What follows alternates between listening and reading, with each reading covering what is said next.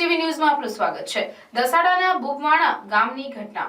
પીજીવીસીએલના વાયરના લીધે 3 લોકોએ જીવ ગુમાવ્યા। દસાડાના બુબવાણા ગામે વહેલી સવારે એક અકસ્માત સર્જાવા પામ્યો, જેમાં મળતી માહિતી મુજબ પરપ્રાંતીય એમપીના ઝાબુઆ જિલ્લાના અલીરાજપુરથી મજૂરો મજૂરી અર્થે કપાસ વીણવા જઈ રહ્યા હતા, ત્યારે બુબવાણા ગામે પીજીવીસીએલનો લૂઝ વાયર ટ્રેક્ટર સાથે અડકી જતા ટ્રેક્ટરમાં બેઠેલ કુલ 8 મજૂરોને શોક લાગવા પામ્યો હતો, જેમાં ઘટના સ્થળે 3 મજૂરોના કમકમાટી ભર્યા મોત નીપજ્યા અને 5 લોકો ઘાયલ થવા પામ્યા હતા।